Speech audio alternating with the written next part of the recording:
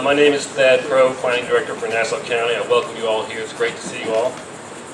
Just a few housekeeping notes here. I want to recognize Commissioner Martin over there. Also, County Commission candidate Putman. Good to see you all. We have a number of county staff that you may know. I'm not going to belabor you with introductions, but we are all here and looking forward to this. We're going to start off today with the master plan, the American Beach Cultural Heritage Master Plan, and here is Ennis Davis to present this.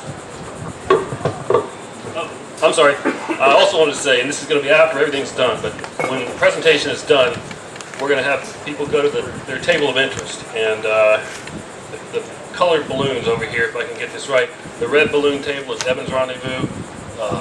The gold balloon over there is for the water and sewer, roads and sidewalks. The beach harmonization plan is over there with the blue. I'm getting my colors mixed up. And then the master plan is the final table right here. So we'll help you figure it out even if I got all wrong. Carlos, Ennis.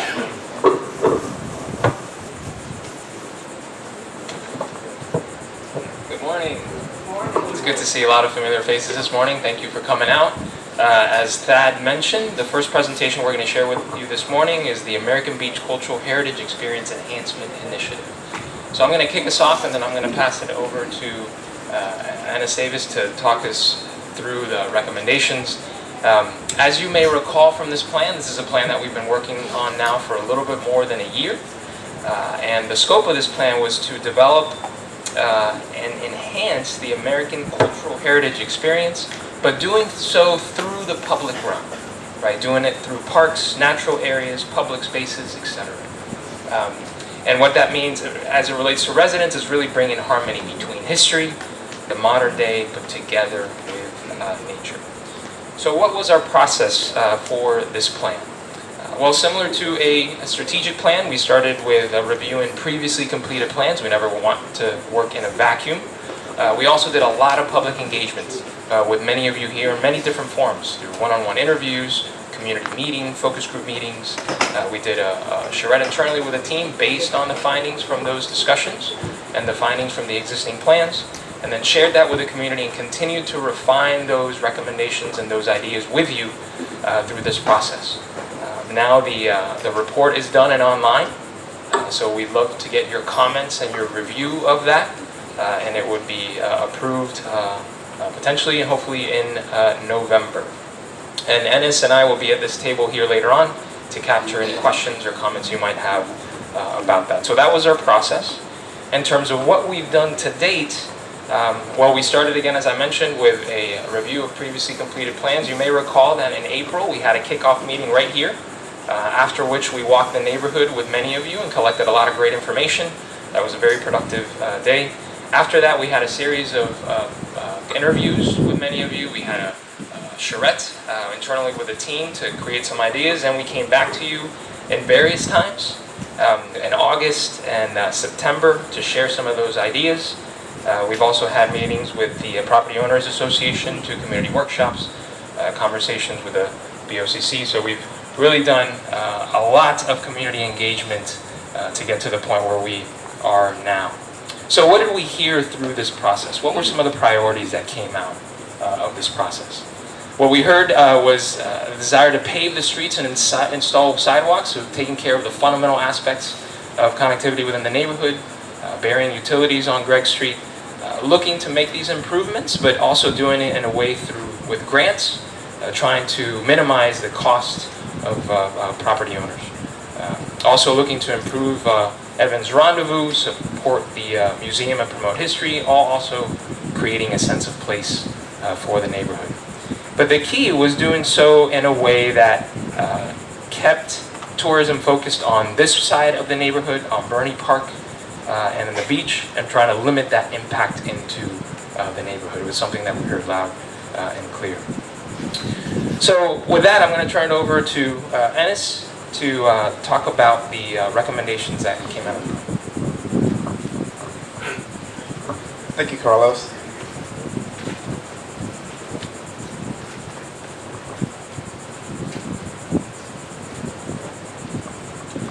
All right, so quickly I just want to run through a few of the recommendations based off the information and feedback we received from the community. This is just a general overall plan of the master plan, and I'll walk through a few steps here. So one of the main recommendations was a focus on public infrastructure enhancements. And since there is the installation of water and sewer already going on, it gave an opportunity for the community to have all its roads resurfaced, and many roads that have never been paved to be paved.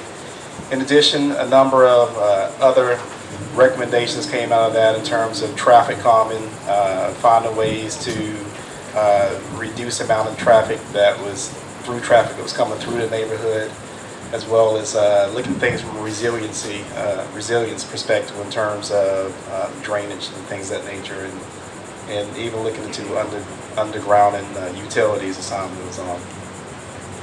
Another big focus was the restoration of Evans Rendezvous, or what is also known as the American Beach Historic Park. And out of that, we focused on, we knew that a historic structures report was actually underway at that point, and we encouraged that the community work with that consultant group to determine future use and space for not only Evans, but the lots that the county owns surrounding Evans. The next steps we focused on was we were aware that there was $300,000 that was allocated in the budget for future enhancement of that space. And we also encouraged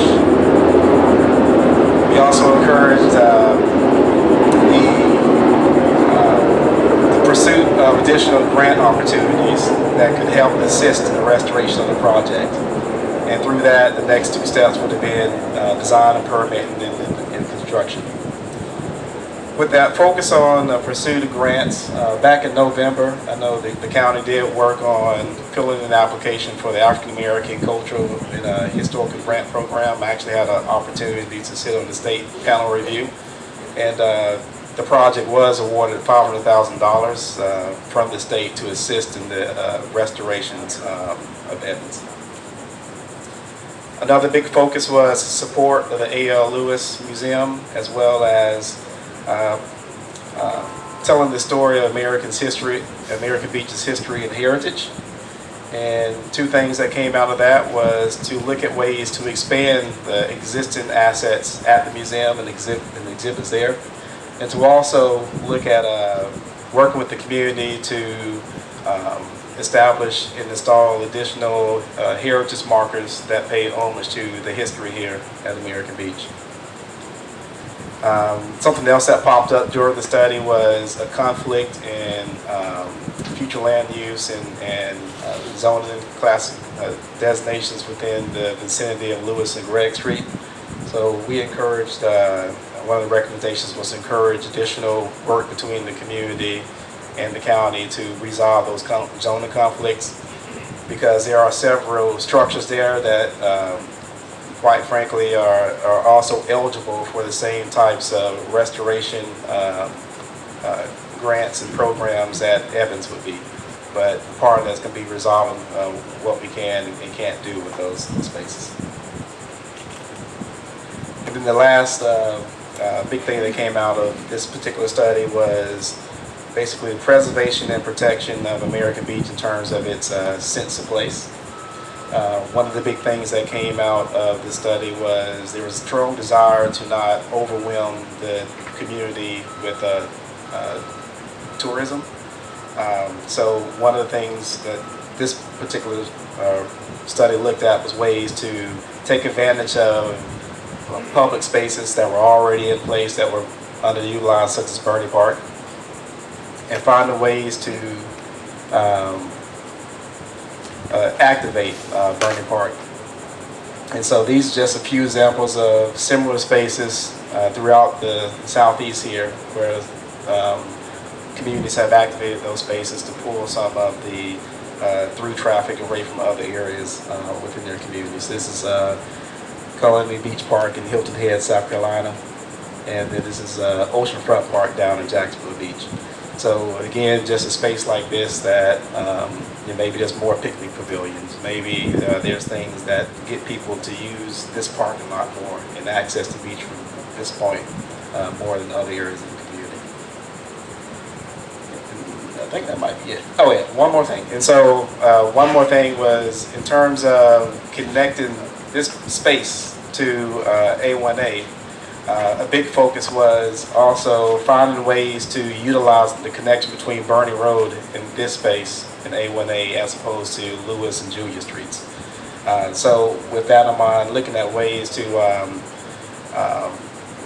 maybe it's a roundabout, for example, at Burney Park, Burney Road and A1A, similar to what else has taken place at the different resorts throughout the area.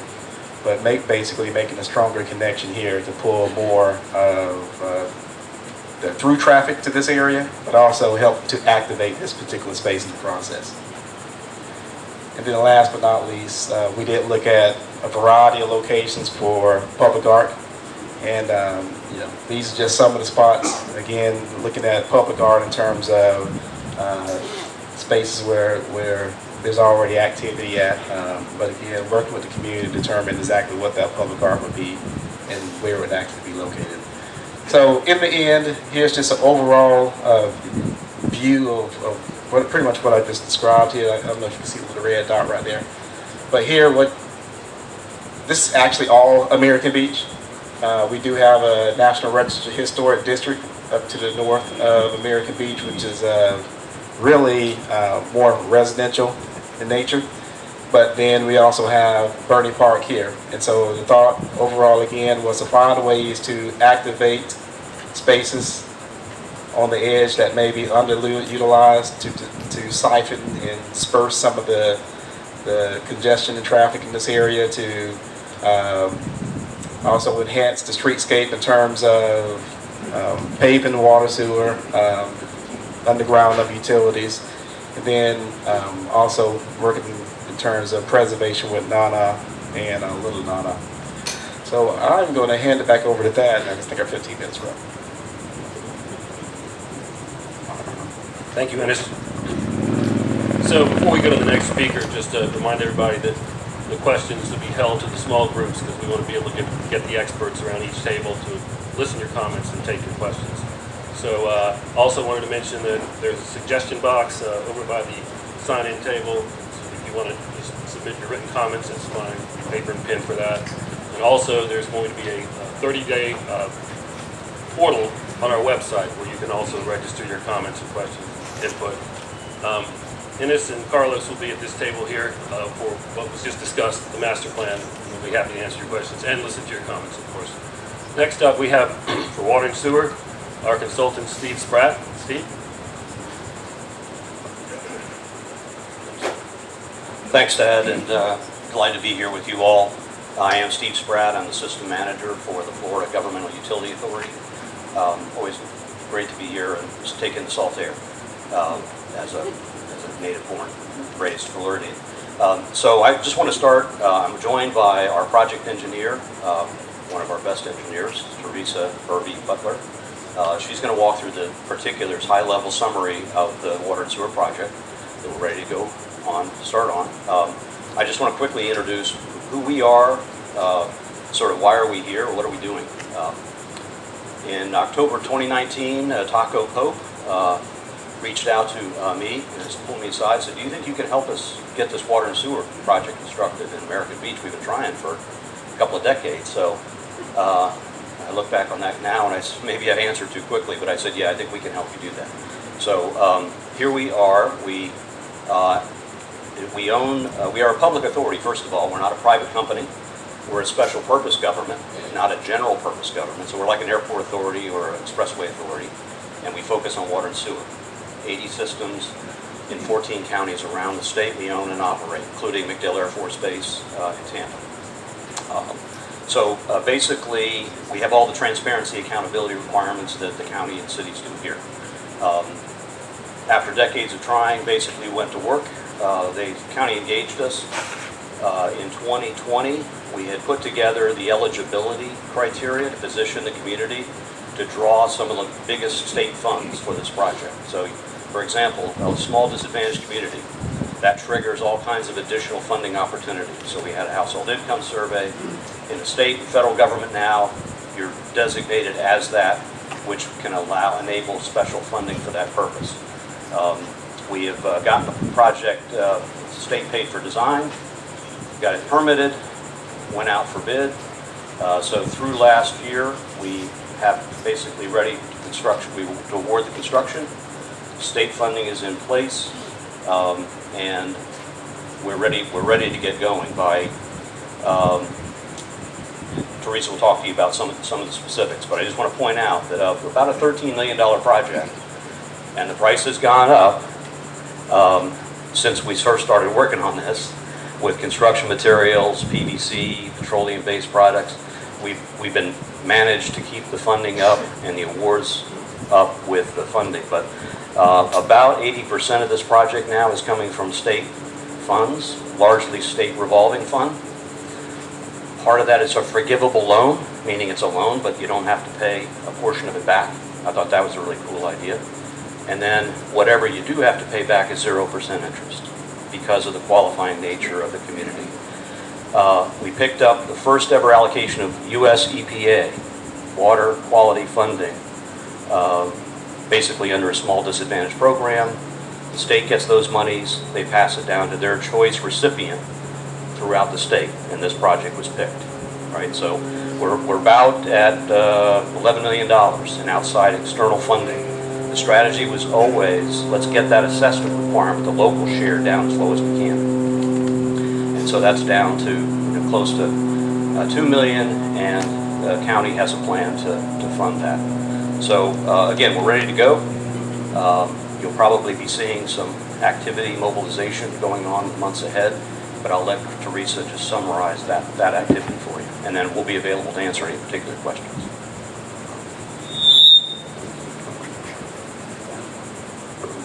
Thanks, Steve. Good morning. Super excited to see you all here. You're going to have to see me put out a lot of passion in 10 minutes, because that's what they gave me. So what we're going to talk a little bit about is give you an update on the program itself. A little bit about the gravity system, the gravity sewer system, the water distribution system, important concepts about right-of-way and road restoration, the construction activities you're going to see in the next couple months, as well as throughout the duration of the project, maintenance of traffic and other critical issues. We're going to talk about contractors laydown areas, so you're just aware of where we're going to be. And then just a couple photos from my neighborhood about a septic and sewer, so you got an idea what it's going to look like. So as Steve said, we have awarded the contract, so we're going to just go down to the blue line. So today we're having our community meeting. We'll have our groundbreaking on the 31st. We've got equipment and materials that are going to start being delivered next month. We'll be mobilized in October. Ready Grant, I want to take a few moments and pause because I want to talk about the Ready Grant. Ready Grant is one of the last grants that we're trying to put together to bring the program home. And Ready Grant is a grant that will, if secured, will take the sewer lateral from the edge of the right-of-way to your house and abandon the septic tank. So that's another piece of the puzzle that we got to put together. And in order to do that, we've got to get letters of support from the community. So at the next community meeting, we'll have letters of support for you all to sign, and then we'll take the next steps in securing that for you all. The next thing that I wanted to point out is collection area number 1. It's going to be on the eastern side by the beach inlet. The beach access road. That's going to be complete about. Our goal, Scott back there is our project manager from the contractor. Our goal is to be out of that intersection by spring break. And then the second collection system, which will be on the western side, the largest side of Lewis and Julia, we'll have complete before the first quarter of 2024. Just a simple overview of what the collection system looks like. You got 53 manholes, 2 lift stations, and about 2.5 miles of sewer collection piping. Your water distribution, you've got 17 fire hydrants, 7 auto flushers, and those just make sure that your water stays fresh within the system. And then about 2.3 miles of water distribution piping. And if you can't see this, when we do the breakouts, I've got poster boards for you guys to take a closer look at. This is a really important image because it's going to give you all an idea of how far into your neighbor, let me get to the side so I can show you. So in the middle of the road is going to be the sewer. On the edge of the road is going to be the water. Now the part that I really wanted to point out, and again we've got this blown up, is understanding how far into your yard the edge of right-of-way is going to be. So the sewer lateral and the water lateral and sewer lateral are going to extend, if you kind of visualize your street, from power pole to power pole, or cable box to cable box. So it's going to be in your yard a few feet, maybe 5, maybe 10, depending upon which street you're on. But I did want to just highlight that for you all. Talk a little bit more about the actual right-of-ways, because that's, again, how far out that sewer and water line is going to reach. You've got smaller right-of-ways over there on the north side. You've got Julia, Burney, and Greg, which all have fairly sufficient right-of-ways, so we can work around those. And then from a road restoration perspective, under this project, the infrastructure project, we're going to replace in kind. So if you have a lime rock road, we're going to put a lime rock road back. If you have an asphalt road, we're going to put asphalt back. The county, once the infrastructure project's out of the way, the county is going to come in and do a paving project. So that they are two separate projects, and my project is going to be first. Construction activities. Here's where the passion really comes out, right? So we did execute our contract with Scott and his team. They're working on what's called buyout right now, so they're working on securing all their subcontractors and materials. We have had some of the major equipment approved, that being the sewer and water components, the lift stations and manholes, which are the longest lead items. They were submitted yesterday, so we can get those in the hopper and start procuring those. Upcoming administrative activities, we're working with the county on the right-of-way permit. We'll work to complete the subcontractor procurement. We'll complete our submittals. Upcoming field activities. The first thing you're going to see is on August 17th, I've got a meeting right here, and Scott and I and some other folks from Fish and Wildlife are going to walk the neighborhood and talk about how we're going to relocate the gopher tortoises. And the next thing you're going to see is some folks out here staking and surveying, do what's called a baseline survey. And then we'll mobilize in September, October. This is just real quick. You guys have got a lot of these little guys hanging out in the neighborhood, right? We got 70 holes, 70 burrows, just right in the street area. So I got at least 30 to 40 of those guys I got to relocate. Maintenance of traffic, an important topic, right? So a couple things. You got 3 main streets in here. Under the contract, we made sure that only one at one time can be detoured. So you're either going to have Burney and Lewis, or you're going to have Burney and Julia, or such forth. But only one at one time, and those major roads are going to be closed down. Also, it is mandatory that you have trash access, you have mail access, and you have emergency responder access. And then on the northern roads where we got a few, it's going to be really tight, we'll work with the individual homeowners on a daily basis to get in and out. What, you know, if Scott needs to bring in some groceries for you, things of that nature, we'll work with you on those smaller roads. Real quick, this is the quickest construction project you're ever going to see. So we're starting on the east side, like I said. We're going to start at the intersection of Ocean and Lewis, and then we're going to make our way to the intersection of Greg and Lewis. We're going to come around Greg, up Burney, down Ocean, and then we're going to work our way out of the intersections coming up Lewis till we finish that area number 1. Once area number 1 is complete, Burney's back open, Julia's not touched, and then we go to area number 2, which is on the west side over here. So we will occupy Lewis for quite some time. And then we'll make our way through the Lewis intersections, but not yet to Julia. Again, our goal is to only have one road closed at one time, one major road rather. And we'll just make our way through the Lewis intersections. And then once we're out of Lewis, we'll go to the Julia intersections. Make our way through there, if I can see the green lines.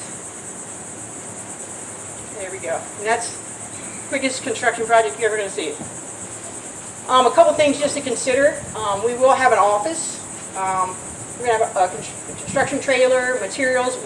On the 3 lots, the 3 county lots that are just across the way back there, where you saw the grader and the roller. We are going to fence it. And then we're going to have staging, equipment and materials, mostly in those 3 parcels, but we will have it at the end of the roads on the northern side where the dead end's at, just to make it easier to start the next day. Materials, these are all stackable materials that'll lay down well. PVC pipe stackable, the manholes stackable. We got over 50 of them, so that's a lot. And you got 2 lift stations. As soon as they come in, they'll probably be put in a hole. What will construction look like? This is my neighborhood, guys. So it's messy. But the good thing is you can see it's closed to through traffic, but my neighbors still get into their houses. This one's important because you see the green pipe with the white top. That gives you an idea of how far into your property that sewer lateral is going to extend. These are equipment you want to see, right? You got a roller. That means that contractor is rolling and restoring the road temporarily so you can get in and out. And then that's my cute self with the manhole sitting in my front yard. And then lift stations. I want to talk real quick about those.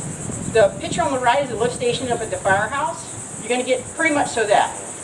Below grade lift station, below grade valve vault, and the only thing you're going to see is a control panel.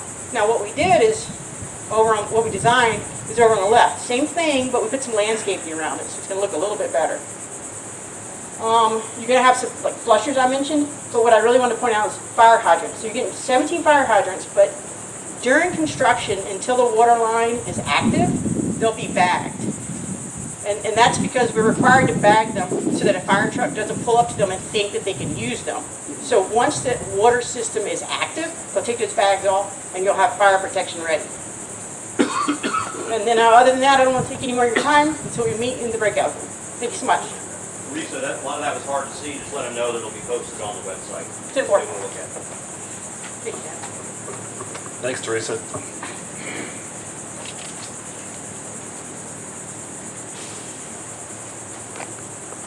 Next up, we're going to briefly talk about Devin's Rendezvous. Just want to kind of give you a heads up on where we are with that. We're almost very close to project completion. So a lot of you know the history, the rich history of Evans, and for the newcomers, it has been around for a long time. And one time it was the entertainment part of the community. Nassau County purchased this in 2004, along with assistance from the Florida Communities Trust and Trust for Public Land and Florida Forever. In 2011 through 2012, we did secure the building envelope, including a new roof, and basically mothballed protecting the windows and other openings, doors. Just recently, in 2020, we did receive a National Park Service grant of around $28,000 for a structural assessment, which is what we're in the process of completing now. We did hire the firm of Wist, Janney, Elsner Associates out of Illinois to report. They're kind of experts in this area. And the purpose of this assessment is to essentially see what we have to work with in the building and begin the process of putting a restoration plan together. The purpose was not to define the final use, design, or operation. Okay, all right. I'll try to talk louder. The purpose of the study was not to essentially finalize the use and management of Evans, but that is the next step, and I'll talk a little bit about that. Some of the big ticket items that the building needs are the oceanfront porch. That concrete floor has to be replaced for an estimated $50,000.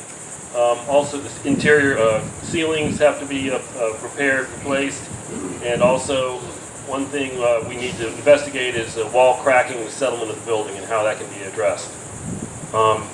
Other items that the consultant brought to light were, of course, we need a new mechanical system and upgrading the electrical and plumbing systems. That's a big ticket item. That's around $200,000. And also just preparing the building with elastomeric coating, since it does take such a beating from the elements being oceanfront, and replacing those 7 oceanfront facing fiberglass doors.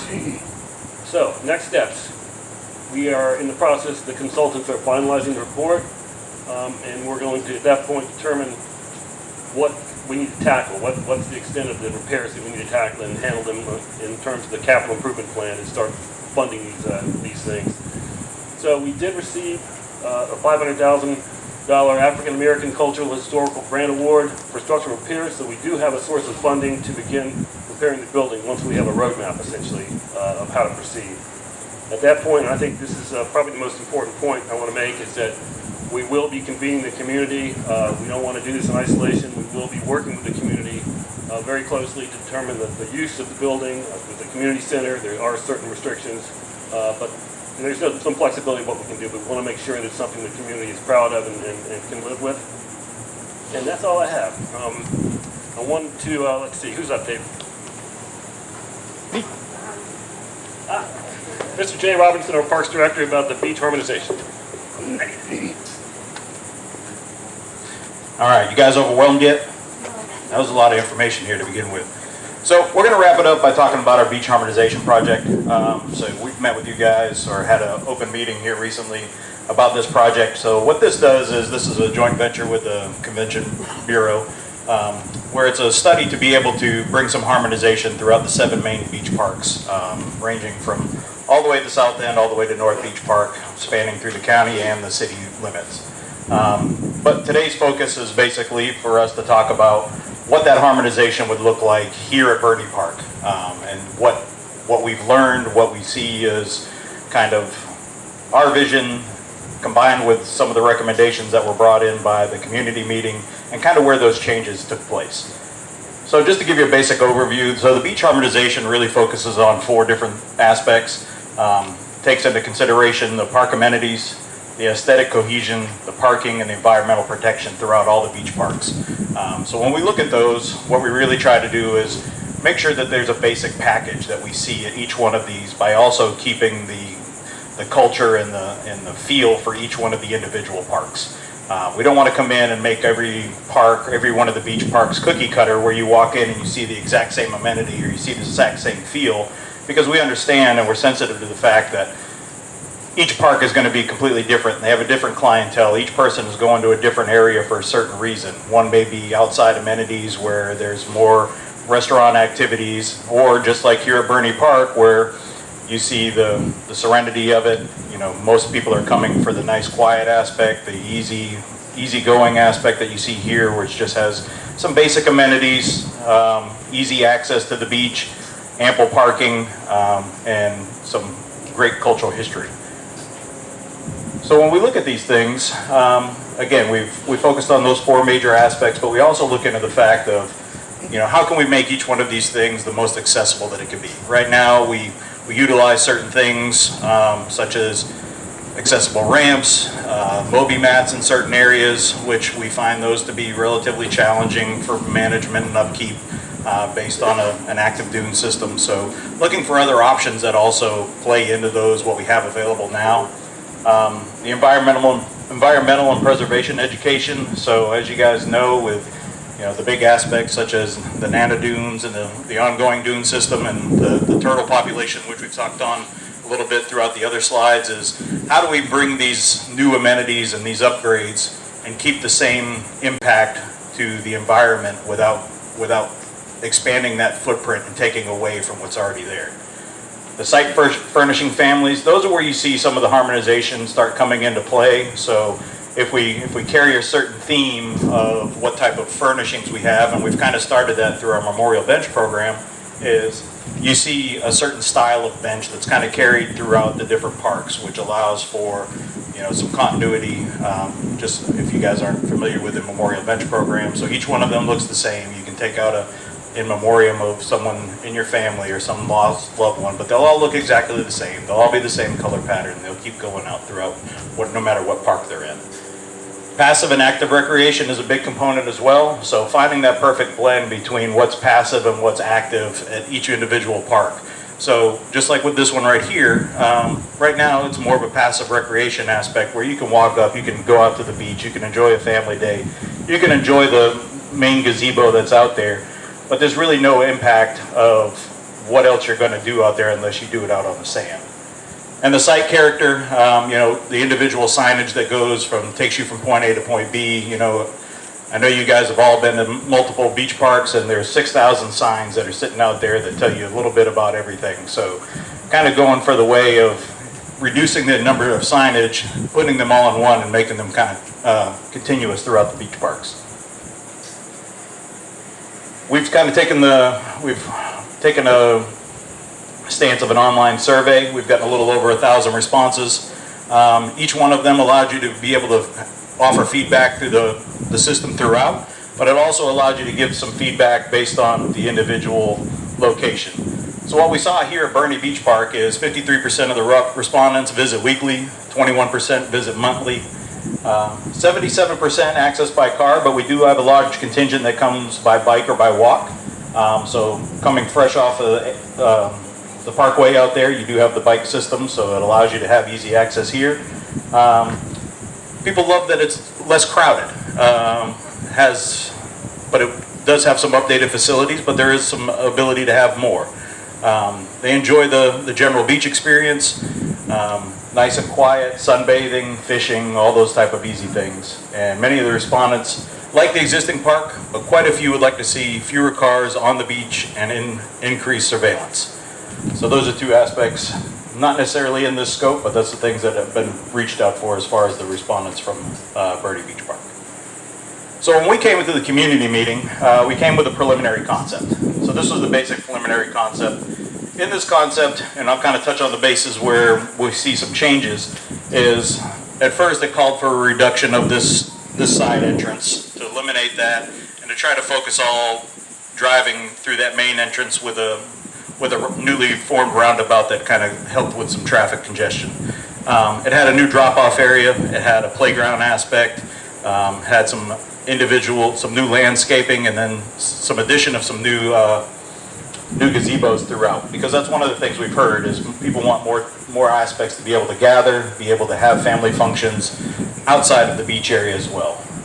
So when we came and we talked, there were some concerns about some of these things, and we've taken those kind of into consideration and done a remastering of the newest iteration of what this looks like, and we can go over it in more detail in the breakout sessions. But what you'll see is this is a revised preliminary concept, although this is a little blurry. So we understand that there was a lot of concern about the removal of this access road over here just for emergency purposes. So after speaking with emergency personnel, the thought was, the possibility of keeping that, but have it for emergency access only. So removable bollard, something like that, maybe with a gate that's easily accessible from the emergency standpoint. The playground was a point of contention, although there are still some, in the new concept plan, there are some play activities that go in there, but a little more scaled back, which allows for hopefully not overcrowding, which still keeps the drop-off area with a little kind of event plaza with some permeable pavers that would look really nice out front. Still some on-road parking, but it did take into consideration the future home that's being built over on the other area.